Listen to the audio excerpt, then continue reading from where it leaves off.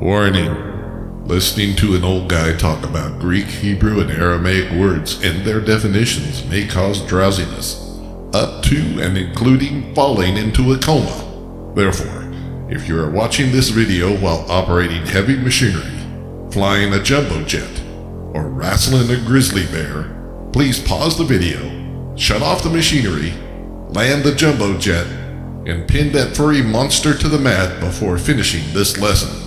Thank you. First of all, no, they're not a band.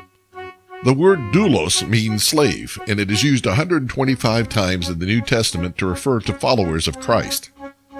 Each time the New Testament is translated into English, the translators substitute the word servant for slave. They do this to spare our feelings.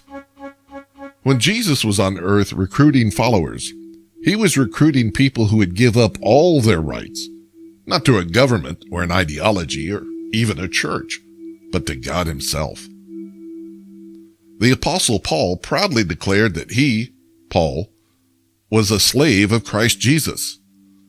So when Christ was gathering followers on earth, he rejected any that did not respond in humble obedience. Even Jesus himself humbled himself to become a doulos to God, and he died a death that was reserved for the lowest of the low. But here's the shocker. Jesus, before he gave up his life while he was still here on this earth, told the people who had given up everything to follow him that, I no longer call you doulos, slave, but philos, friend, because a servant doesn't know his master's business, and I have told you my business. This had to be a real stop-the-music moment for his followers. A philos was as far above the social norm as doulos was below it.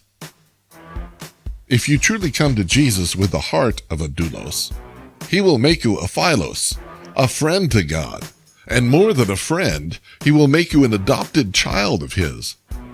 But first you must surrender your whole self over to God and follow where he leads, and you'll be lifted out of slavery to sin to become an adopted child of the King.